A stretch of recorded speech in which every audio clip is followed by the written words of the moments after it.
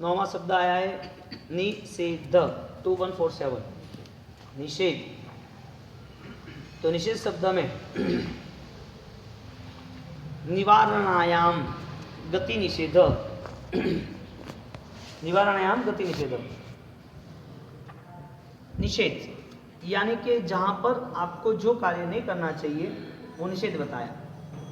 तो यहाँ शब्द बताया है गति विशेष यानी कि गति के नाम से आप कहीं पर खुले पैर चलते हो तो कांटे वाली जगह पर आगे जाके कांच वाली जगह पर नहीं चलते। नंगे पैर चलने वाला व्यक्ति वो इतना ध्यान क्यों रखता है? उसको पता है कि मेरे पास सुरक्षा कवच नहीं है यानी कि पाद रक्षण नहीं है, शूज वगैरह। हाँ, तो वो खुले पैर चलने वाला व्यक्ति वो ध्यान रखता है। कहने का मतलब छोटी सी भी कोई भी प्रकृति हमें यदि पीड़ा देती है तो भी हम समझ जाते हैं।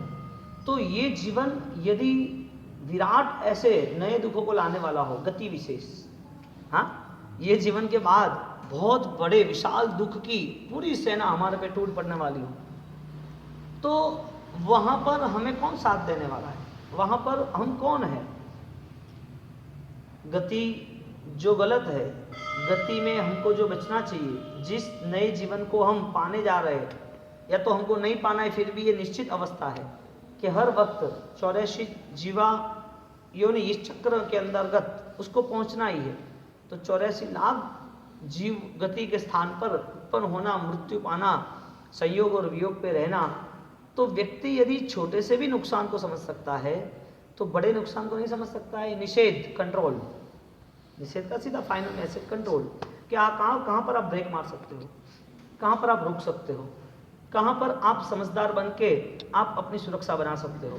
निषेध। हाँ, आपने कहीं पर भी भोजन किया और भोजन करते वक्त समझ लो कि आपने एक रोटी खाई, सब्जी खाई और उसमें खाते खाते बहुत छोटे कंकर या रेत आ गई, धूल आ गई, तो नहीं खाना, छोड़ देना। छोटी सी बात, हर जगह पर, हर जगह पर आदमी ने यदि वो शादी ब्याह में जा रहा है, घर लॉक करके 3 लोग निकल रहे, 4 लोग जो भी है वो निकल रहे, निकलते निकलते वक्त कहीं पर भी किसी गाड़ी ने आपके ऊपर, गाड़ी चली, पानी आपके ऊपर उड़ा, छिटके आए आपके ऊपर, उसके अलावा आप चलते रहते हो, ऊपर से कोई दूसरा कचरा डाल दिया, आपके कपड़े बिगड़ गए, आप वो कपड़े पहन के नहीं जाओगे, चेंज करोगे कि नहीं करोगे? छोटी सी भी एक भी चीज़ आपको यदि गलत लग रही है तो आप वहाँ तुरंत ही सजाग हो जाते हो कि नहीं, ये नहीं चलेगा, ये बरोबर नहीं है, इस पर कंट्रोल करना पड़ेगा। तो आप यदि सब चेंज कर सकते हो, आपकी वो कैपेसिटी है, तो क्या भविष्य का निर्माण आपके हाथों में है या नहीं? यानी कि आपका भविष्य कौन बना सकता है? आप बना सकते हो। तो आपके पास ऐसी कौन सी फॉर्मूला है जो सही में आपको एक विश्वास दे दे? समकिती आत्मा के पास वो फॉर्मूला है, जिसके पास सम्यक दर्शन है, धर्म की सही सोच है। मैं सोच की बात कर रहा हूँ, क्रिया की बात कर ही नहीं रहा, आप समझ लेना। हाँ, आपने मान लिया कि मैंने 500 आंबिल कर लिए, 99 हो गई, मेरा जीवन धन्य बन गया, नहीं, गलत। ये जो कुछ भी हो रहा है वो किस वजह से हो रहा है, पहले उसका टारगेट तय करो। ये सब जो भी आपका बॉडी पावर है, जो भी शारीरिक आपकी जो भी ऊर्जा जो वर्क कर रही है धर्म के नाम पर, उसके पीछे क्या छिपा है वो पहले तय करो। जब तक आपके पास निर्धारित लक्ष्य नहीं होगा, आप लक्ष्य के साथ जुड़े हुए नहीं हो, तब तक आपकी हर प्रवृत्ति सिर्फ और सिर्फ आपके लिए एक छोटे बच्चे की तरह खिलौना है और कुछ नहीं है। छोटे बच्चे को आप देखा है ना, खिलौना खेलता रहता है, वो बनाता है, तोड़ता है, वो ट्रेन चलती है, चाबी भरता है, वापस चलती है, वापस चाबी भरता है, कोई मतलब नहीं, उसका टाइम पास हो रहा है, वो बड़ा हो गया। उसको बोलो 20 साल को ट्रेन चला छोटी वाली, हाँ, छोटे बच्चों को बोलो ट्रेन चला। वो छोटा बच्चा घर पे स्कूटर पे भी पापा चलाते ना, ऐसे बैठ जाता है, वो एक्टिवा पे, वो घर पे एक पार्किंग में पड़ा होता है नीचे, और वो करता है, चलती नहीं है गाड़ी, गाड़ी चलती है, वो लक्ष्यहीन हर कार्य उसको कहीं आगे नहीं बढ़ाता। यहाँ पर निषेध, हमारा लक्ष्य है कि धर्म प्रवृत्ति के पीछे के मुझे अभी इस मानव जीवन के बाद नए कीड़े मकोड़े कुत्ते वो जानवर के जीवों में मुझे जन्म नहीं लेना है। गति निषेध, निषेध शब्द से गति निषेध शब्द यूज किया। तो क्या ये जीवन से वो निश्चित है कि 1 घंटे के बाद यदि मौत होगी तो हम कहाँ जा सकेंगे, वो हमारे पास लक्ष्य है? यानी हमने वो अंतर मन से सही जिंदगी हमने तय की, सही जिंदगी के साथ हम जुड़े, सही सोच के साथ जुड़ने वाला ही सही जिंदगी को जोड़ सकता है। तो आप यदि यहाँ से आपकी यात्रा अकेले ही जानी है, वो तय है, आपका ये जीवन यहाँ अकेले ही हुआ और अकेले ही मृत्यु के साथ जुड़ना है। तो मृत्यु देह की होगी, उसके बाद आत्मा की यदि कहीं पर स्थान होगा, यदि आत्मा को कहीं पर पहुँचना होगा, तो आत्मा कहाँ जाएगा? कौन पहुँचाएगा? आपका देह पहुँचाएगा, आपका परिवार पहुँचाएगा, आपके पैसे पहुँचाएंगे। आत्मा को यदि दूसरी जगह पर ले जाने वाला है तो वो कौन है? तो ये सोच यानी संस्कार। तो आपके पास संस्कार क्या है, यानी कि आपकी तैयारी क्या है? आपकी तैयारी क्या है? आप यहाँ से निकले और लाइसेंस के बिना निकले तो आपको वो पुलिस पकड़ेगी, यानी पेनल्टी होगी कि नहीं होगी? आपने जो पुलिस आपकी पेनल्टी हो गई, सीधी बात है। अब सोचो कि लाइसेंस के बिना निकले, अब आपको पकड़ लिया, अब क्या बोलोगे? अरे ठहरो, मैं लेके आता हूँ, मेरे पास लाइसेंस है, आपको तो पता है मैं यहाँ कितने सालों से चल रहा हूँ, आप और मैं एक दूसरे से कितने मिले हुए। वो क्या बोलेगा? नहीं, कानून कानून। आपने जुर्म किया, आपका लाइसेंस नहीं है, आपको ये पर्ची ले लो, आपको ये इतना पैसे भरने पड़ेंगे। आप उस वक्त सजा मिल रही है, तब कायदे के हिसाब से लाइसेंस लेने जाओगे तो वो मंजूर करेंगे? आपका मृत्यु करीब आया ना, आपने सोच लिया नहीं नहीं नहीं, अरे अरे मैं तो भूल गया था, मेरे को जीवन अच्छा बनाना, अभी नहीं, अभी मैं बस धर्म करने लगता हूँ। क्या सब जुर्म माफ है? अंतिम समय पे गिना हुआ नौकर, क्या माफ है वो जुर्म? नहीं, जुर्म माफ है, मैं ये पूछ रहा हूँ। थोड़ा बहुत तो भी 500 रुपए की पेनल्टी तो 200 रुपये देने पड़ेंगे, लेकिन पागलपन क्यों सिर पे ले लिया? लाइसेंस लेके ही चलना था ना, सिक्योरिटी लेके ही चलना था, सेफ्टी लेके ही चलना था ना, सुरक्षा क्यों नहीं बनाई? भविष्य की क्या योजना है?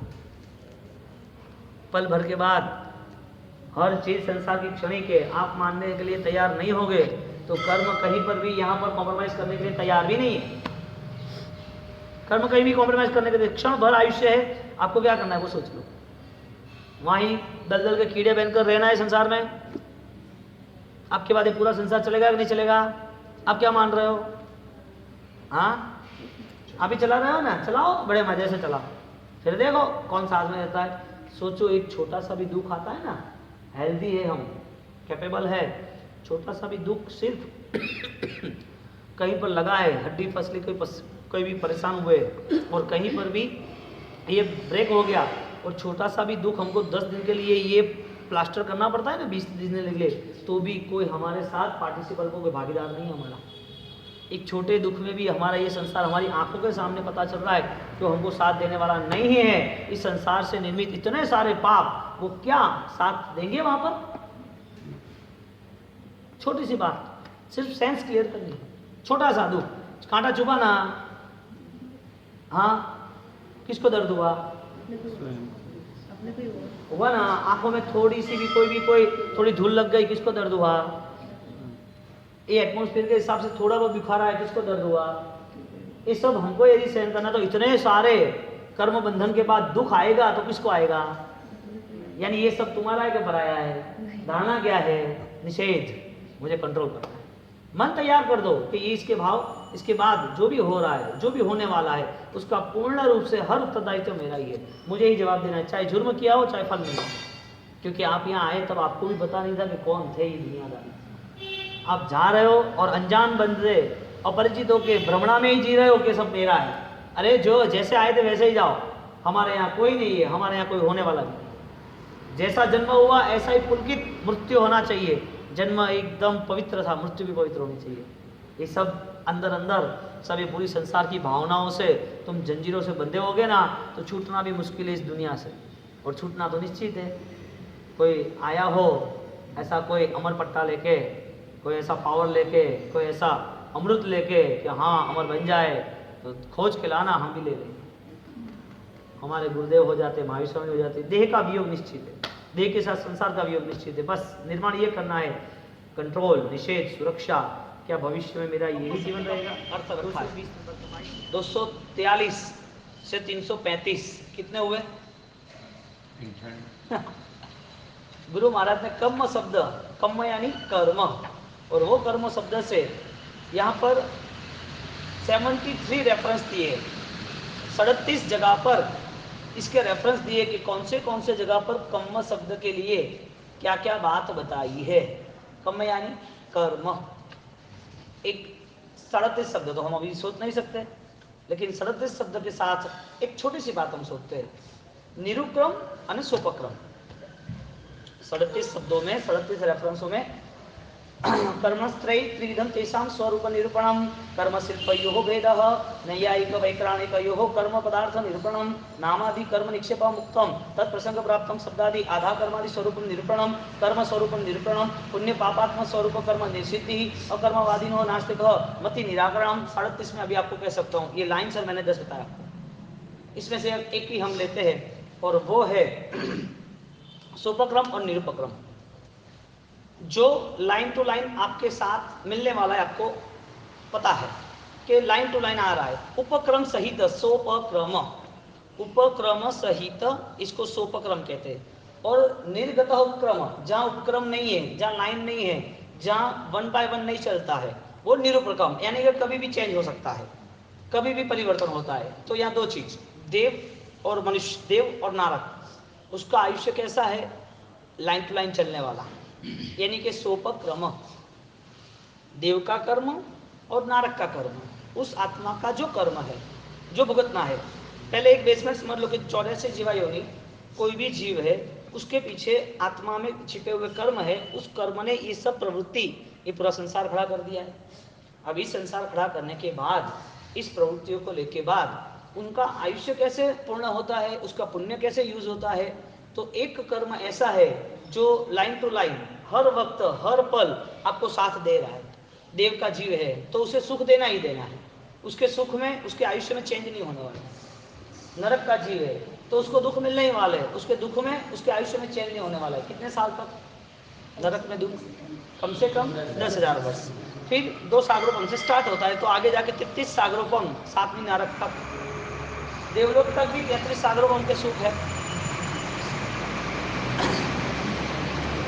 मनुष्य और तिर्यज, देव और नारक के अलावा जितने भी जीव है, उसका निरूपक्रम, निर्गत उपक्रम, जिसमें उपक्रम नहीं है, उसमें आयुष्य कर्म सब चेंज हो जाते हैं।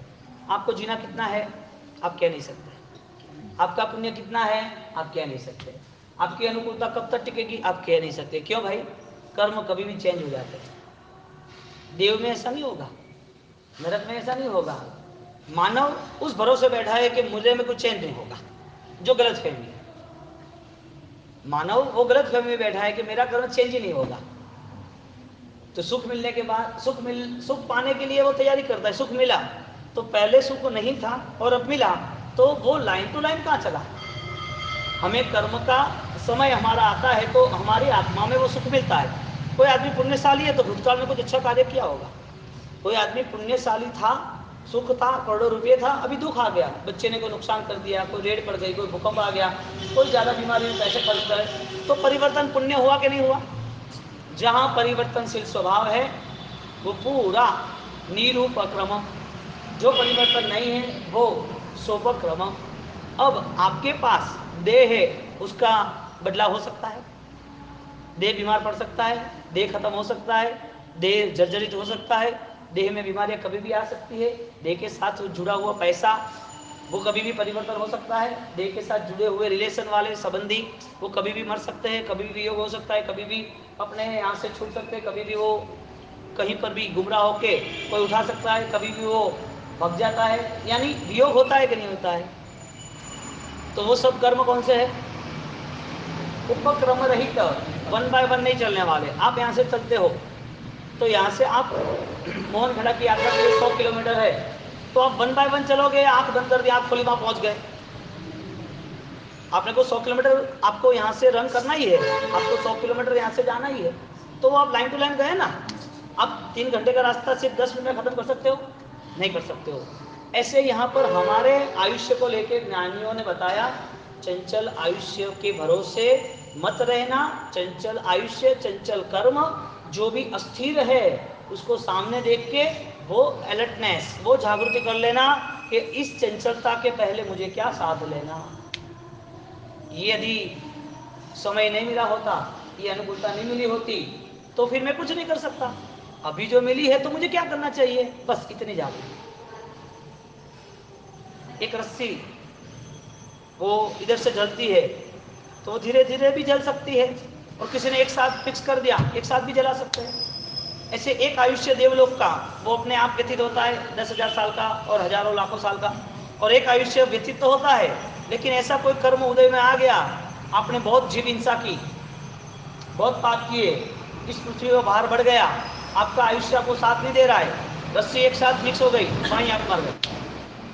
क्यों भाई 100 साल तक नहीं जिया, 80 साल तक नहीं जिया, 60 साल तक नहीं जिया, यानी कि फल का कोई भरोसा। ऐसे यहाँ कर्म पद पे 100 तक के पेज एक ही बात कर रहा है, 100 तक के पेज क्या कर रहे हैं, इस अस्थिर अवस्था को कभी भी विश्वास मत करना, ये अस्थिर अवस्था पे कभी भरोसा नहीं करना।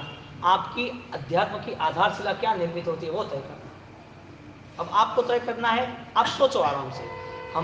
हमको सबसे बड़ी दुविधा एक ही है कि हम 5 मिनट का भी हमारे लिए चिंतन नहीं करते। क्रियाओं का ढेर है, क्रियाओं के नाम पर हम जुड़ जाएंगे, अनुष्ठान आराधना में हम जुड़ गए, दौड़ रहे, लेकिन जब हमको चिंतन गहरा करना है ना, तो पता नहीं हमें ये ज्ञान की बात विचार हमें आते ही नहीं, हम वो निमित्त में जाते ही नहीं, या हमें करना ही नहीं, वो क्या हो रहा है वो कुछ दिखता नहीं है। वरना जीवन में धर्म करने वाला व्यक्ति, धर्म सुनने वाला व्यक्ति, वो क्या अध्यात्म के करीब नहीं आ सकता, वो सच्चाई को पा नहीं सकता। कितना इतना गहरा, कितना भारी कर्म बंधन होगा जो अपनी आत्मा को समझा ना पाएगा, वो अपनी आत्मा को देख ना पाएगा, वो अपनी आत्मा के लिए कुछ सोच ना पाएगा। आपको ये अध्यात्म की बात कर रहा है, आपको सिर्फ छोटी बात के यहाँ आने वाला व्यक्ति क्राइम देकर बंदूक से मार देता है, अब बताओ आप, तब क्या, तब क्या भगवान का नाम लेना, तब धर्म के साथ रहना, तब नौकर मंत्र गिनना? क्यों, मौत करीब आ गई तब तुम्हारी पूरी एनर्जी, पूरे विचार सब परिवर्तन हो गए। मृत्यु करीब आ रहा है, आपको ये पता नहीं है, जब आता है तब आपको पता चलता है करना है। यानी आपके पास वो गहरी चेतना है, अनकॉन्शियस माइंड, आपके पास वो ऐसा एक मन छिपा हुआ है जो आप सब कुछ कर सकते हो, लेकिन वो शक्ति का प्रकटीकरण नहीं। आप सब कुछ कर सकते हो, वो शक्ति का प्रकटीकरण है नहीं। आप सोचो कि आपको 6 घंटे आपको काम करना है और 6 घंटे की आपकी कैपेसिटी है, लेकिन आपके अंदर वो शक्ति थी, आपने 22 घंटे काम कर दिया, ये भी 7 दिन के लिए। क्यों भाई, आपकी एनर्जी तो थी नहीं है, कहाँ से आई? वो आप में छिपी थी, आपने यूज नहीं की थी। अब यूज करने का समय आया है तो आपको पता नहीं है। कोई आदमी है, उसको कोई काम करना है तो एनर्जी कैसे डेवलप हो जाती है तुरंत ही। घर में शादी ब्याह होते हैं, 3-4 लास्ट 3-4 दिन तो खाना पीना सोना कुछ नहीं देखते, काम पे लग जाते हैं, सब शक्ति कहाँ से आई? आप तो पहले तो नहीं कर रहे थे सर। कहने का मतलब बहुत शक्ति छिपी हुई है, उसे प्रकट करना है। क्रियाओं के नाम पर हजारों साल में हजारों भाव चले गए और चले जाएंगे, ये ठिकाने नहीं रहेगा, नहीं तो कोई मतलब नहीं है, क्योंकि ये सब मिथ्या का अवस्था में हुआ सब निष्फल बताया ज्ञान में। तो यहाँ कर्म शब्द से एक ही बात बताई, टारगेट क्या बनाना है? आपकी चंचलता है, इसके ऊपर आपका ध्यान है कि आपकी क्रियाओं पे उसका आपका ध्यान है। आपका आयुष्य दिन प्रतिदिन क्षीण हो रहा है, आपका आयुष्य क्षय हो रहा है, आपका आयुष्य चंचल है, कभी भी अस्थिर है, कभी चला जाएगा। तो ये देह का, ये संसार का वियोग होगा, तो वो चंचलता अस्थिरता पे ध्यान है या फिर धर्म प्रवृत्ति की क्रिया करनी उस पर ही ध्यान है? अब सोचो कि जिस समय पर मैं मेरी आंतरिक शक्ति को उजागर कर सकता हूँ, तो वो समय आता है तभी करना है कि रेगुलर करना है? तो जब भी शुरू हुई हमारी तैयारी, गाड़ी चलानी है तो 20 की स्पीड में क्या चलाए, सीधा थर्ड गियर पड़ा, 120 की स्पीड में निकल गए।